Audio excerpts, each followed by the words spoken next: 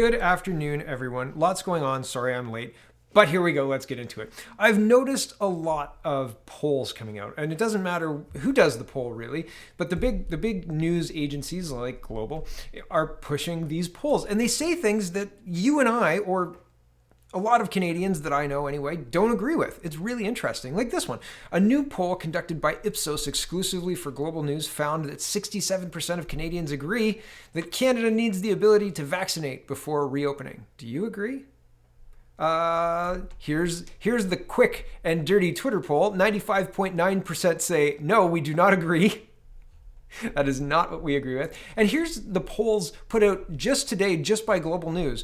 Must be a slow news day or something like that, but this is manufacturing content, right? Like they pay Ipsos or somebody to do the poll, then they get the poll back and they report on the results of the poll as if it's groundbreaking news or something to that effect. And it adds credibility to the poll. It's a very symbiotic relationship, right?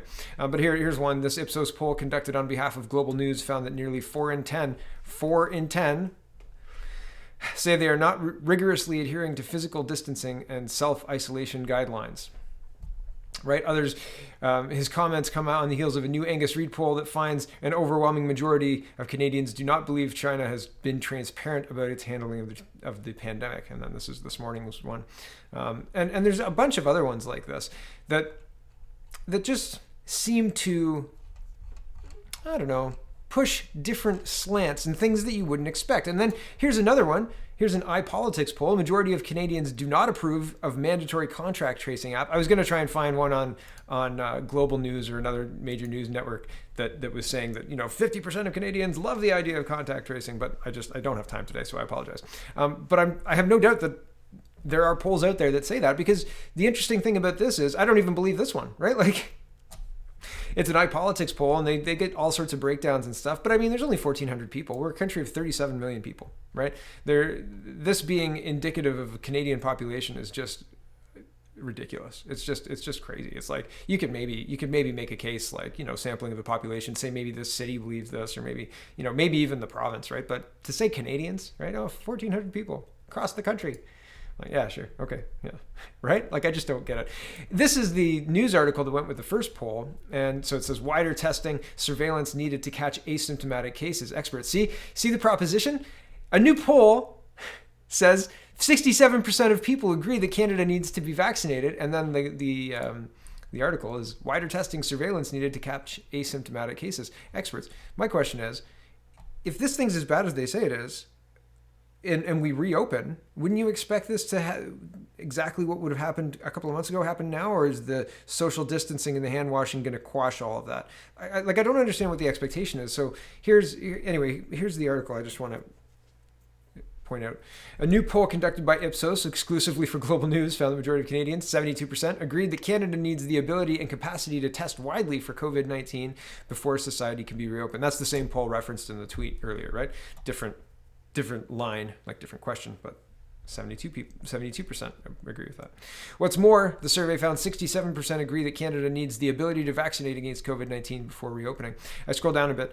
Bogach said the second thing Canada needs to do as it begins to reopen is increase community surveillance. Oh, people are really excited about that idea, right? Like, yeah, no.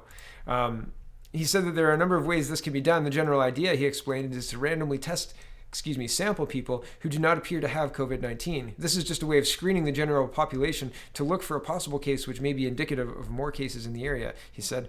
And that way you can rapidly identify and clamp down on cases before they spiral out of control and turn into an outbreak.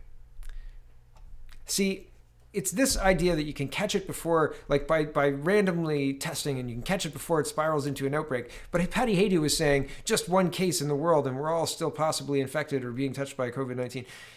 So it seems really, really weird, and also strange that at this point in time, there are cities across Canada and the Muskokas and across Ontario anyway that have had no cases and continue to have no cases, yet they're locked down just like everybody else. So if this is the case with the widespread testing that they want to do, then why can the places with absolutely no cases not open up? I don't understand. Like the logic of it all just doesn't flow with logic. It doesn't make any sense.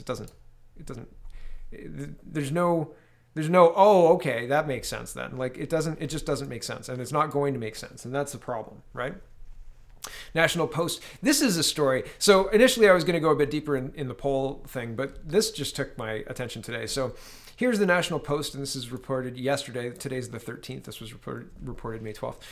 Quote, do not impose a stop pay. Federal workers ordered to ignore cheating in CURB and EI claims. Cheating would also be known as fraud, by the way. You're not allowed to claim EI if you're working or have money, right? Like cheating. Cheating? Like, are we children in a school, like in a prep school, right? Like, did you all walk into the exam and everybody signed the agreement, we're not going to cheat, right? So like cheating, right? Or is this a nation of laws and people committing fraud should be dealt with in an appropriate way, right? I don't know. Okay, back to this. Federal employees vetting the millions of applications for emergency and employment insurance EI benefits during the pandemic have been told to ignore most potential cases of cheating, despite reports of widespread fraud. Look at that, widespread. Why didn't they use cheating in the second one? Widespread cheating, right? Maybe you can't use cheating and then cheating, right? It'd be weird if you said they've been told to ignore most potential cases of cheating despite reports of widespread cheating. But then when you looked back at the reports and saw that the report said fraudulent, yeah, it might betray this whole sanitization of the words, right? Like this is all out information warfare. They are disarming the population with ridiculous, oh, they were just cheating. They were just cheating to the tune of millions of dollars. Back to this. If employees detect possible abuse, they should still process the payment and should not refer the file to the department's integrity branch, says a memo issued last month by Employment and Social Development Canada. Your tax dollars at work. It's unclear whether anyone would be available to investigate the questionable cases anyway. Don't make work for us. We're busy. Back to this. The memo says the department has suspended, quote, compliance and enforcement of the EI program, which is helping manage Canada Emergency Response Benefit CURB payments. Listen, I can't possibly do my job. This whole other job is in the way. So, sorry, right? Bureaucracy, government bloat. This is all, it doesn't make sense to not have enforcement happening for EI, right? Like in this situation, they're basically encouraging fraud, and it just seems ill-advised, very, very expensive, right? Anyway, back to this. It's unclear whether anyone would be available to investigate the questionable cases anyway. The compliance and enforcement of the EI program is being managed by is helping manage CURB payments. Meanwhile, a source familiar with the situation claimed 200,000 applications have already been red flagged as possibly fraudulent because of dubious claims of past employment income and other factors. Employment Minister Carla Qualtrough, sorry if I got that wrong, has said the government knew that there was a heightened risk of fraud with the pandemic aid programs, but wanted to get the money out to Canadians in need as quickly as possible, working later to claw back any unwanted or unwarranted payments. But the memo seems to take the approach a step further, encouraging civil servants to turn a blind eye to abuse. It's one thing to push payments out rapidly with few questions asked, another to brush aside actual evidence of abuse, says Aaron Woodrick, Federal Director of Taxpayers Federation of Canada. Governments should be assuming that everyone is honest, but that doesn't mean they should suspend any and all attempts to follow up potential cases of fraud, said Woodrick. Even a small percentage of fraud can mean hundreds of millions of dollars wasted. If Costco can open, I think maybe we can check on this stuff, right? I think maybe we can. Here is, I can't remember this person's name. Dan Albus, and he's holding Justin Trudeau to account, or trying to, and Justin Trudeau is dodging and weaving badly, but that's what he does anyway. So we're going to watch, this is, I believe, like a 2-minute clip, but we're going to watch 3/4 of it at least. It is interesting, the question, the re-ask, and then the third time, and I believe there's even a fourth time that Trudeau dodges back and forth. The question's yes or no. I'm going to put it up on my handy question screen, and we'll watch the interaction. Here we go. Mr. Speaker, can the Prime Minister confirm that the instruction has been given to federal employees to ignore these 200,000 applications as being flagged as potentially fraudulent? This is important. Right, Honourable Prime Minister. Our focus has been on helping as many people as we possibly can. Our decision from the very beginning was get the help out to people and figure out with retroactive action, if necessary, where and when there has been or there may have been fraudulent use. Now our priority was getting that help out. The next question. Mr. Speaker, this came from a memo issued by a deputy minister. Did the minister's office or the Prime Minister sign off on this memo? The right honorable Prime Minister. Again, in this unprecedented situation, our focus has been on helping as many people as possible, as quickly as possible. Other people, other parties might have made a different choice had they been in government, but our focus was getting help out to people when they needed it as quickly as possible and cleaning it up afterwards. Mr. Speaker, I asked a very simple question. Did the Prime Minister or his minister sign off on this memo that was issued by the Deputy Minister? Yes or no? The Right Honorable Prime Minister. Mr. Speaker, we have been focused entirely on getting help out to Canadians when they need it. And that has meant that, yes, there will be things we need to clean up after the fact and work to fix. But getting that help into Canadians' pockets during this pandemic was our priority. We'll go back to... So the whole exchange was about 5 minutes, but I wanted to show you the last one, the yes or no question. Very simple, straightforward. Yes or no, did you or your minister sign off on this? And the answer is yes, because he mea culpa, but he didn't say yes. He said, oh, we knew there was going to be things we were going to have to clean up. He didn't say yes. He didn't agree. He didn't accept accountability for it. And that's the linchpin for Justin Trudeau. He doesn't like to be accountable for things. We did everything we possibly could. It's not our fault that it wasn't enough. It's not our fault that we can't spend our way out of this awful debt problem. It's not our fault. We're just liberals. We're trying our best. Right? Is that a good enough excuse from the Prime Minister? How do we effectively manage this situation when the Prime Minister isn't able to answer a yes or no question? I think that's a cogent, I think that might be the title of my video today. So I've got a few more things to show you. We're investing more money in this way. Here we go. Canada, giving more money to the WHO and more money to help vaccines or help vaccinate the world in vulnerable countries. National Post is reporting, this is May 12th, that's yesterday, Canada gives $790 million to help vaccinate in more vulnerable countries. Okay, so this is on top of more of other money that we've pledged. This is going back to March 11th. The Canadian announcement on March 11th is for R&D into antivirus diagnostics, vaccines, clinical trials, and the government said strategies to tackle misinformation, stigma, and fear. It's on top of the $27 million in research money announced earlier and part of the $1 billion package of coronavirus emergency measures announced by Prime Minister Trudeau. I wanted to highlight this. Sorry, I should have read the article. Canada pledges, the headline of the article, Canada pledges $275 million for coronavirus R&D, adding to global funding rush. And so, right, and part of that funding was to tackle stigma and fear and misinformation. Oh, I want to show you quick the misinformation that they've scrubbed from YouTube from me. This is my May 8th show. You can still find it on Facebook, but it is removed from YouTube. And the reason it's removed is because I used parts of the video of Plandemic to talk about how the H1N1 flu virus is created, and it's created in a canine stomach, and that has something to do with coronaviruses. And I was talking about how there's potentially an increased risk and blah, blah, blah, blah, blah. And so anyway, that's enough to get this totally removed. So isn't that interesting? I wonder what they're using the money there for, right? Like to tackle misinformation and stigma and fear. Have you noticed the crackdown recently on online? Pretty much. This is moving forward to April 25th, EU rallies Canada allies to help WHO after Trump temporarily withdraws funding. The European Union is planning a major pledging conference early next month to help fill the World Health Organization's funding gaps, and it expects Canada to play a key role, and we did. And he said Canada and the EU, after scrolling down, are cooperating closely to control the spread of misinformation about the pandemic. Which he said has resulted in more than 120 fake news stories that are aimed at undermining the European response to this. Fake news undermining the European response. I think their mask slipped. Fake news putting humans in danger and spreading dangerous misinformation about the virus. Oh, no. They're not doing that. No. They're criticizing Europe, sir. What? That's not good enough? Oh. Can we get him silenced too? Yeah, okay. Right, so...